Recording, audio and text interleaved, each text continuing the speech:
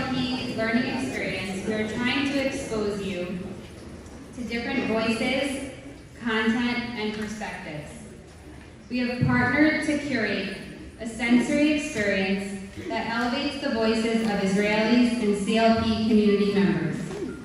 As we come to the closing session of CLP, we want to fill your Israel of tomorrow with hope, optimism, and inspiration. Following this session, please join us for a cocktail reception in the lower courtyard. Please silence your cell phones.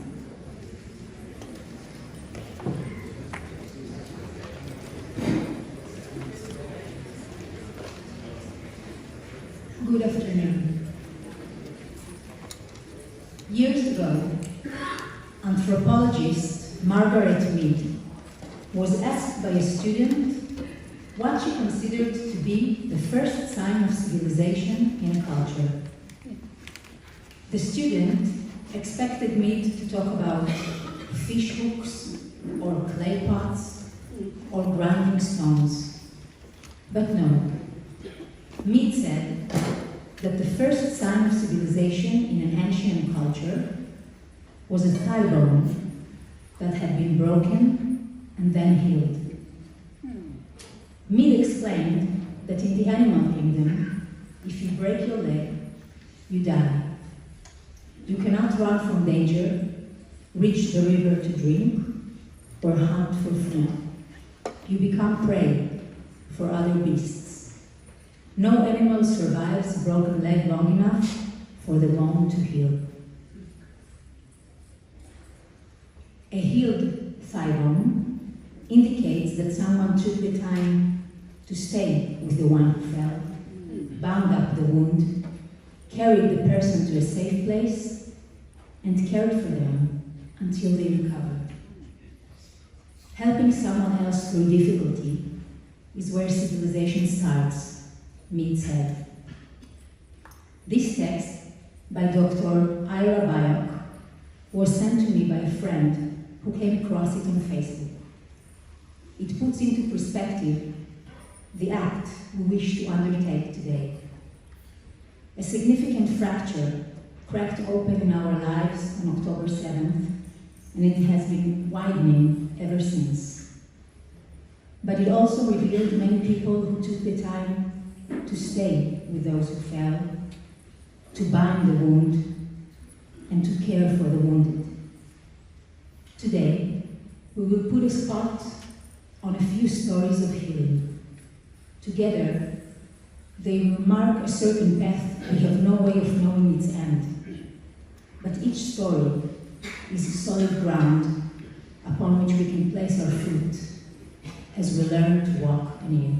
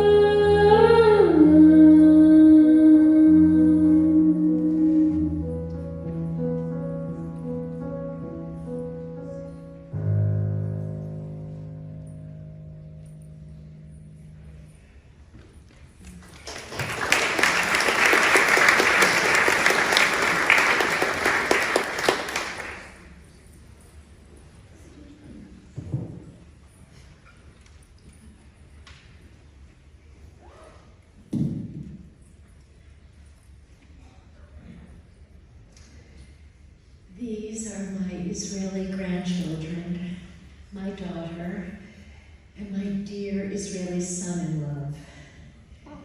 They are why 10 years ago I moved from Boston to live here in Israel.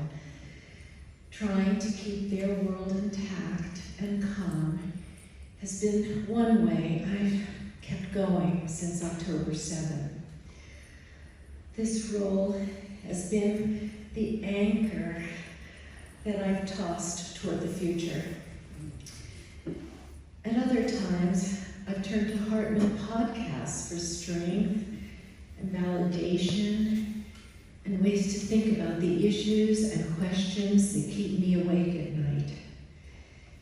And there's something about the way Yossi and Danielle love each other and giggle together that makes me feel part of a caring community. Last January, only 2 months after October 7, Hartman invited me on a solidarity mission to Israel. For folks from North America, I eagerly tagged along. As usual with Hartman, it was a beautifully crafted program, offering experiences showing both the disaster and the responses to the crisis. For example, we visited a kibbutz that was attacked, and we visited people who had been evacuated and resettled. We toggled between the crisis and the response. We even met with a Hartman rabbi who informs fallen soldiers' families of their child's death. Just imagine that job. Imagine those encounters, the heartbreak, the worst news of a lifetime. And then we made brioche with him to be delivered to the soldiers on the front for Shabbat. In peacetime, this rabbi is a chef with a cooking school. I don't know how Hartman funds these people. One of the most potent experiences for me was a visit to Kfar Aza, a kibbutz that was attacked. Our guide was a resident whose home had been attacked. She described how the terrorists were walking on the roof of her shelter. On the roof, she's there with her family. She heard their footsteps right above her head, and her dog was in the shelter with them. And she was worried that her dog would bark and give away their location to the terrorists. When was the last time you could stop your dog from barking? Never, I'll bet. But somehow this dog stayed quiet the whole time. The family survived. It was one of the miracles of that awful day. After 3 days, I'd had it. Too much sadness, no light at the end of the tunnel. By the way, I've noticed tunnels have become a regular metaphor for me these days. I bet you can guess why. Evidence of the way October 7th just saturates your mind and intrudes on every moment. I guess that's what they mean when they say trauma. Then, after one of our later Hartman activities, I just broke down in tears. I don't cry much, but these tears came in a rush. But to my surprise, they were tears of relief and optimism. We'd met with some of the young Israeli leaders participating in the Hartman programs. Some of them talked about what they had accomplished right after October 7th, full-blown civil services to help while the government did nothing. Some talked about projects they planned to start because they saw a need that needed filling. And despite the awful mess my generation had made of things, these young people saw a future, and a good one too. No blaming, no hesitation. They were willing and creative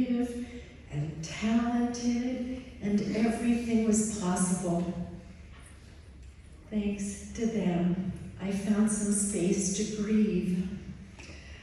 A burden, it felt like a burden just rose from my shoulders, and I felt my own energy recharge from theirs. Like arrows in the hand of courageous warrior are children. We just learned that from Tamar. So thanks to them, Am Yisrael Chai isn't just a slogan to me. It's a bunch of confident kids in their 20s and 30s who believe in themselves and in the vitality of the Jewish homeland.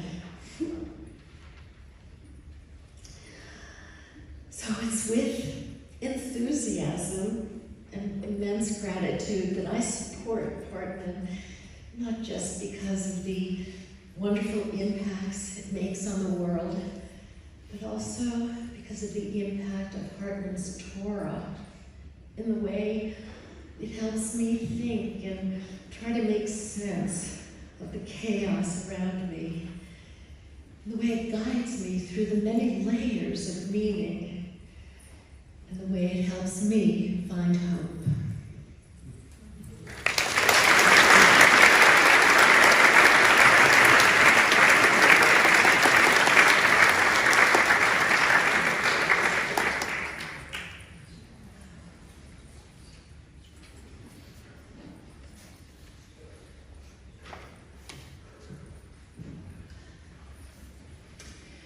About a week after October 7th, between covering one funeral to the next, my editor from the New York Times called me and asked if I would take on a special project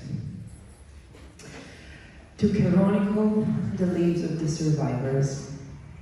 At first, I didn't really understand what it meant and what it would involve, but I knew it was an opportunity I couldn't refuse. At the time, the shock was still fresh for everyone. I quickly immersed myself in the project, and I went out to meet the brave people who had lived through October 7th. I met Shaya Atali and her baby daughter, Shaya, from Kfar Aza, at the Shiva for her husband Yahav, who stayed in the safe room and tried to fight the terrorists so that Shayli and her daughter could escape. For hours, she searched hiding places among bushes and storage in the kibbutz. I met Hila, the bartender at the Nova Rave party at her parents' house in Ronit. Hila was in charge of the alcohol at the bar. Fortunately, she managed to escape before it turned into a massacre. Everyone who tried to hide under the bar was murdered by the terrorists. Next, I met Nadav Moab at the apartment he shares with friends in Herzliya. He too was at the Nova and fled. Actually, it was his first outdoor life, maybe also his last. After meeting them, I realized that if I wanted to photograph the people from the kibbutzim, I needed to know where they are located. I learned that they are spread all across Israel, from north to south. So I went to Kibbutz Mishmar HaEmek, where the residents of Kibbutz Nachal Oz were being hosted. Then I met Nikita and his 4 years old son Aviv, whose parents hid him inside a closet so that if the terrorists managed to break into the safe room, at least they would not easily find Tel Aviv. Then I met Lotus Lav from Nir Oz. Lotus decided that she would die with dignity. She refused to give the terrorists the pleasure of killing her in fear. So while hiding under a table with her mother, in the midst of a panic attack, she tried to practice breathing to calm her mind and her body. I continued to Kfar Maccabiya Hotel, where several families from Kibbutz Netiv HaAsara were staying, along with residents of Sderot. There was this amazing couple from the kibbutz, Roni and Ovadia Keidar. I felt it was important to communicate each person's story, And to do that, I had to understand it myself before photographing them. So I tried to learn who each person was and a bit about their experiences. I remember asking Ronnie to tell me about herself. I asked her, "Who is Ronnie Keidal?" Her response was surprising. She told me that she is no longer know who she is. I discovered that Ronnie was a well-known peace activist. Her entire life was focused on peace. Suddenly, I understood that the people I was meeting had not only experienced the loss of their family, friends, and communities. Not only did they lose their homes, they lost themselves and their identities. At 82, Ronnie does not know who she is. I went on to the hotel of Kibbutz Shfaim, where residents of Kibbutz Kfar Aza were staying. Everything was still so painful and fresh. I met Avidor, Keren, and their daughter, Sahar, just 2 hours after Keren learned that her parents, who were also from Kfar Aza and has been missing for days, were found dead at the kibbutz. Most of the residents of Kibbutz Netiv HaSara were at Ma'aleh HaMisha Hotel, here near Jerusalem. There I met 8 years old Stab. He didn't need to tell me anything. His face said it all. I also wanted to meet the wounded, those who survived October 7 and are still dealing with their injuries from that horrible day. At Ichilov Hospital, I met Ido Belkin, a soldier who fought at Zikim base. I met him just before he was due to be discharged from his military service. A few more away, I met Shirael Gabay. She was in bed, and as I looked at her in the silence of her room, I couldn't understand the hell she had experienced. Although she managed to escape from the Nova, she found refuge in one of the major death traps. Shirel hid inside and bomb shelter. She managed to survive the thousands of grenades and bullets shot at her for hours, but only because everyone sitting in front of her was killed. That what saved her. She sat at the back of the shelter and was protected by their bodies. A few rooms down, I met Yosef Rozansky, a grandfather who went to visit his daughter and granddaughters at Kibbutz Chulit. There, in front of him, he was injured in his leg when terrorists fired into the safe room. 4 hours, he bled in front of his entire family. His daughter put a tourniquet and saved his life. His leg, however, was lost. October 7th also struck close to home, especially regarding Kibbutz Kfar Aza. I met Avichai Brodatz, a friend of my husband, who is fighting to maintain his sanity while striving for the release of his wife, his children, and Abigail, the daughter of my colleague, Roy Idan. Avichai managed to save them from the attackers, but not from the kidnappers. By the time I made my way back to Ma'aleh HaMisha Hotel to meet more people from Netiv HaSara, I was truly exhausted. In the span of 10 days, I met, interviewed, and photographed over 30 people. Each told me their own tales of horror. On their face was profound trauma. Where can we find hope? At the end, I met Mayan and Yuval. I discovered that their entire family survived, but I hadn't had the chance to recover from the trauma as a family. Mayan's husband is a fighter in the Civil Defense Unit, and since October 7th, he has remained on the kibbutz to fight and protect their home. So he sleeps in the kindergarten at Netiv HaSara, while his wife and his child sleep far away in the hotel. I come to the end of another long day, filled with stories. Across my shoulder, I carried the heavy bag contains my equipment. Just as I reached my car, I heard someone running to me. Before I could turn around, I realized it was Yuval, the little girl I had just photographed minutes ago. Oops, I said. What did I forget? Nothing, she said.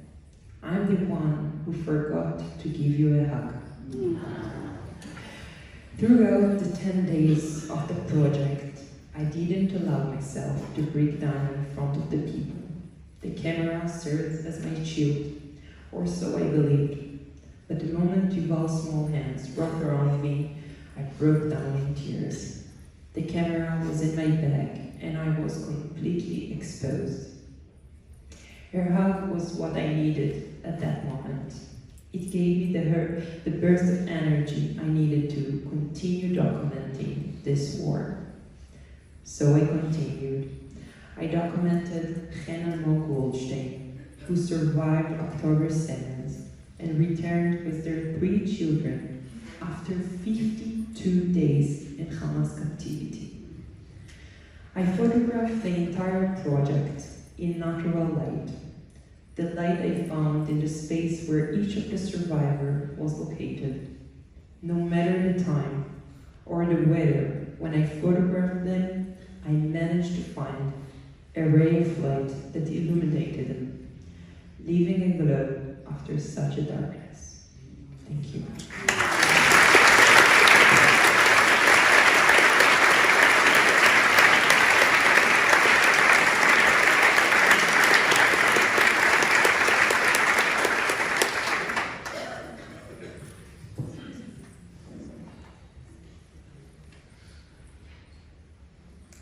Shalom.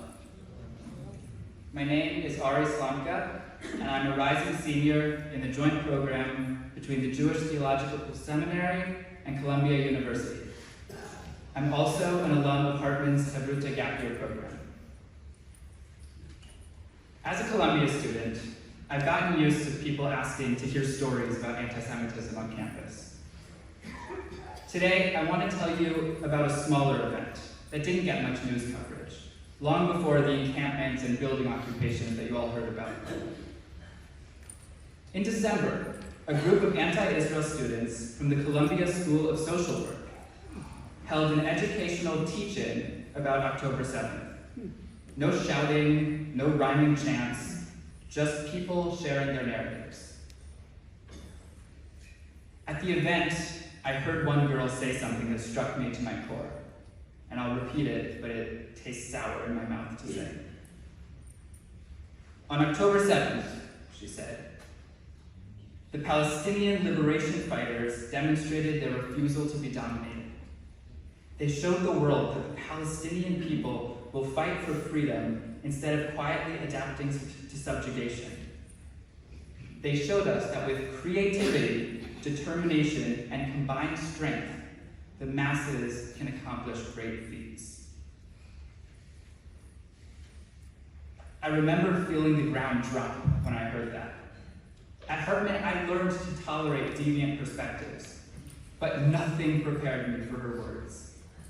Feats of greatness? Did she know what happened on October 7th? I'm sure she knew about the hostages, since she and her friends had devoted so much of their time to tearing down every single poster of them on the island of Manhattan. Also, I have no idea if this future social worker was Palestinian, because none of the speakers introduced themselves. And everyone else was positioned in a protective circle holding umbrellas to block their faces. Wow. This is a picture I took that day. Keep in mind, as you see, the event was indoors, so the umbrellas gave it this surreal, dreamlike quality, divorced from reality, from sanity. When the semester finally ended, I joined with Jewish students from across America and Canada at Hartman's annual Edward Fine Winter Student Seminar in Atlanta, Georgia. After 3 months of polarization and conversation on campus, the Hartman Seminar offered a moment to finally lift my head above water and breathe again. I reveled in the opportunity to gather and explore the complexities of Zionism and examine the new realities of Jewish life through classical Jewish texts, much like we've done this week. I felt more hopeful than at any moment since the start of the war. Inspired by my experience at the seminar, I began seriously considering the possibility of leaving Columbia temporarily to spend my spring volunteering in Israel. As an alum of Hartman's Saruta Gap Year, I already had a network of friends and support all over Israel, and familiarity with the experience of living here, away from my family. My conversations with Abigail and other Hartman faculty led me to the realization that I had a choice. I could either stay at Columbia to spend another 5 months standing up and speaking out against misinformation and hatred, like many of my brave classmates decided, or I could answer the call of Am Yisrael in this moment of crisis and find ways to spread positivity and hope. Both are noble options, but I decided the best way for me to get involved would be to come to Israel to meet survivors of that horrible day and hear from those whose loved ones remain in captivity, and to do my small part to help the country I love. When I wrote Columbia to inform them of my decision to leave, I stressed to them that I made my choice not out of fear of anti-Semitism on campus, but out of love for Israel and a commitment to my people. I've spent the last 5 months traveling all over Israel, from farms in the north to kibbutzim in the Gaza envelope, to witness with my own eyes the impact that October 7th and the war have had on this beautiful country and its people, and most importantly, to volunteer wherever I go. I volunteered to help build school classrooms for evacuated children. I cleaned houses in Nativ HaSahara on the border of Gaza as residents began to trickle back. I visited a hotel where I did art with some incredibly resilient women from Kibbutz Zikim, who not only survived October 7th, but also survived the Holocaust as children. I volunteered at Kikar Chatufim, Hostage Square, to support the families of the hostages. I packed donations for soldiers and evacuees. I even volunteered once a week to help a bereaved family that owns an apple cider factory, which helps eliminate agricultural waste and supports farmers all across Israel. In May, I had the honor of returning to the Hartman Beit Midrash, the room we sit in now. As part of the Wellspring Student Seminar, I was invited to join the Hartman Solidarity and Learning Mission with fellow students. We connected with each other, with Hartman scholars, with members of Hartman's Rabbanut Israelit program, and with Israeli university students in the Chazon program to reflect on how their and our lives as Jews, Zionists, and college students had transformed since October 7th. To me, the beauty of Israel is that after October 7th, people stepped forward to be there for each other. By the time I arrived, there were well-established chains of volunteers, WhatsApp and Facebook groups, and all of the infrastructure needed to help people help people. I thought I would arrive to find a broken-hearted country paralyzed by mourning. Instead, I found a country in action, a nation committed to life, a country whose heartbeat is resilience and whose anthem is hope. When CLP ends tomorrow, so does my time in Israel. As I return to start the fall semester at JTS and Columbia, I have no idea what lies in store. I don't know if the rioters will pick up right where they left off. I don't know if my professors or classmates will despise me for supporting Jewish self-determination in our ancestral covenantal homeland. I don't know if I'll always feel safe wearing my kippah and tzitzit, or outwardly expressing my Jewish pride. I don't know any of these things.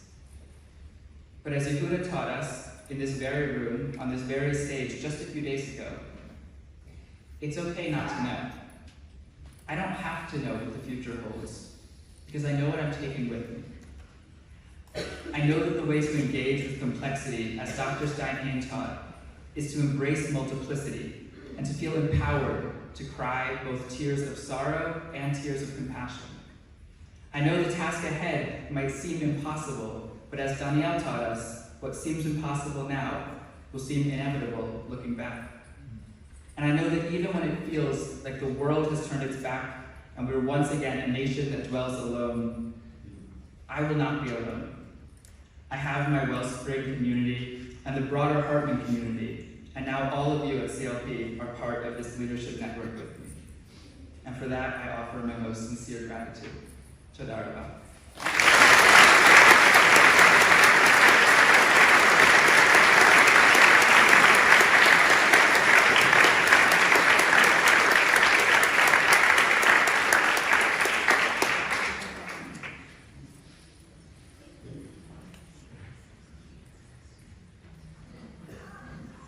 I would like to share a story with you before I'm about to perform the next. It's a very personal one. 2 months after the war began, on December 12th, I went to the studio and recorded a song I really like. It is a song originally by Mick Jagger and Keith Richards, sang by Marianne Faithfull. You know, A Spear to Go By. It was released 60 years ago, and a few years later, Arik Einstein translated it to Hebrew. And an interesting fact about the Hebrew version is that Arik Einstein decided to make it happier. He added an optimistic and hopeful and happy tone to the text. In English, it's like it's a sad nostalgia. In Hebrew, it became happy and comforting song. And I decided to record it despite everything, despite the dark times we were at. And on the same day, I found out later, but on the same day, my brother-in-law, Tomer Greenberg, the commander of the 13th Battalion of Golani, killed in a battle in Gaza. And today, almost 7 months later, I'm standing here and choosing to perform the same song, the happy song, the comforting song, because that's the narrative I want to choose, always. And as Avishak said earlier, using her camera as a shield, I think I do the same thing with music. So yeah, I'm going to sing it. And in Hebrew it's called פתאום היה לי טוב כל כך.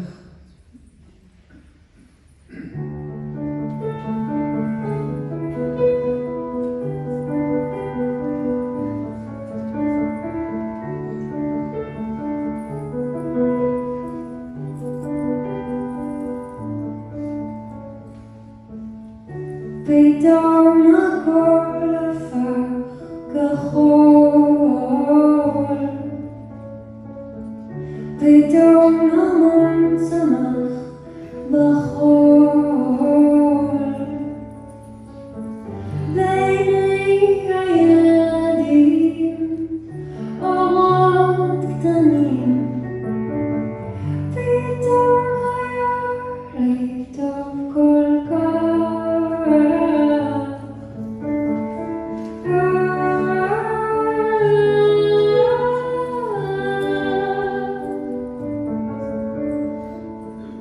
פתאום הכל הפך כחול, פתאום אביב הוסיף ירוק, בעיני הילדים אורות קטנים קטנים, פתאום היה לי טוב כל כך.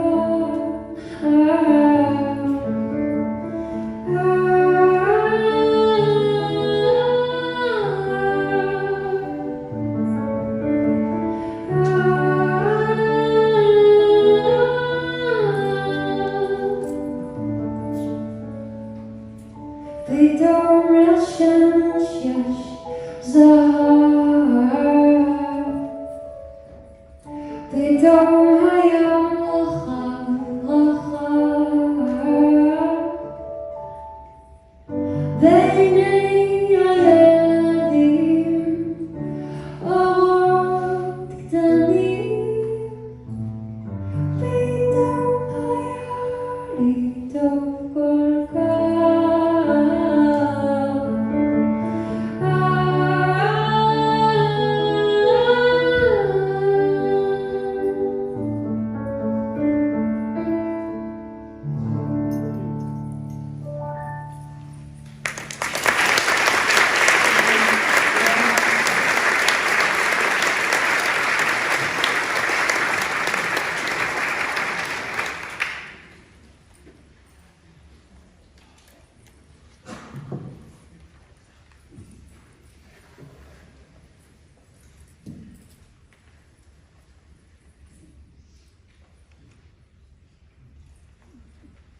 Friends, I would really appreciate it if delegation from Hartman Rabbis Network could be organized to go to Eilat. I'll do my best to connect with the broken communities here. This is a place where we need to be. This message was written on October 10th in the WhatsApp group of our class in the Hartman Israeli Rabbanut by our friend, Rabbi Avi Dalush, who arrived in Eilat after dozens of hours of terror in the shelter with his family in Kibbutz Nir. For me, this short message encapsulated everything that the Israeli Rabbanut at Hartman seeks to be in the world, a group of rabbis connected deeply to the Israeli experience, ready at moments notes to say, here I am, Hineni, and immediately go to the first streets of Israel. The day after Avi's message, we were already in Eilat. We arrived by bus from Jerusalem, 10 rabbis from all backgrounds, and the rest of the bus filled with donations, clothes, toys, baby supplies, and food. On the way to Eilat, we disconnected for a moment from the news and gently stitched together songs, Hebrew verses, and new and old prayers. Every word written in the past that could be a small life raft for us to float with above the water.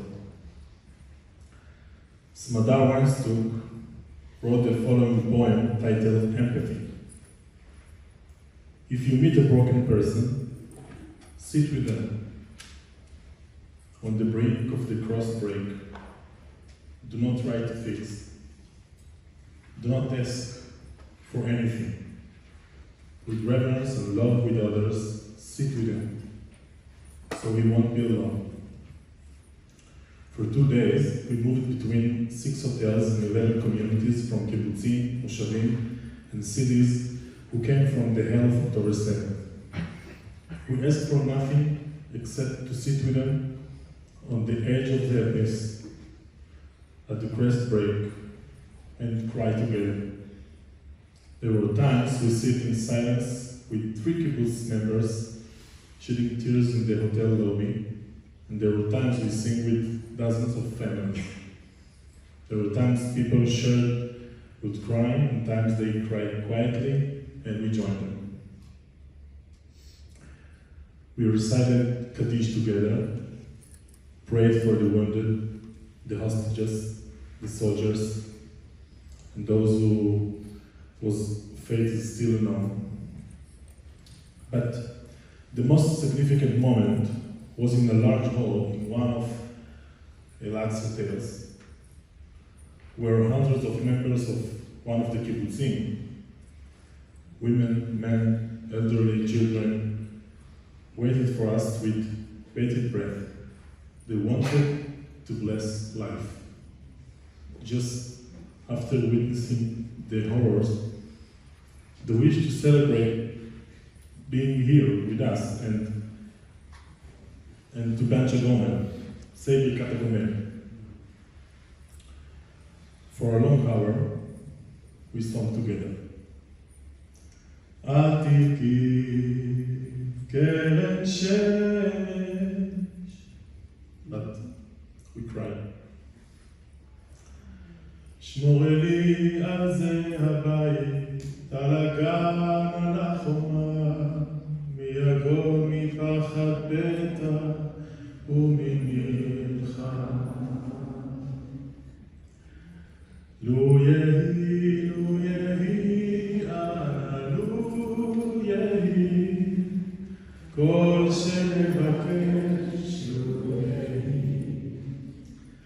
שחקיקי גם בדממי, אמין כי עוד אמצא לב.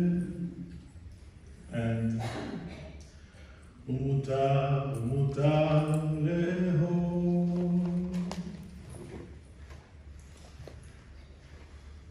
We reached the last song, which I thought they will surely want to skip, Oseh Shalom Bilroma. But they insist. Now, more than ever, today, we want to give thanks for life, and there is no life without peace.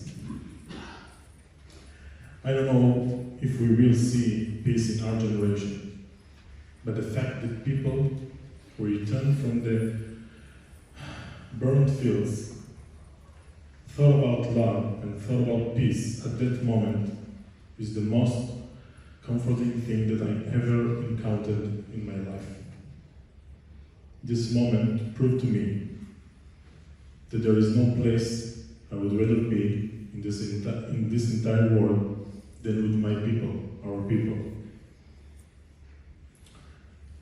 On this age of peace and at the summit of the peace that will come, I have another land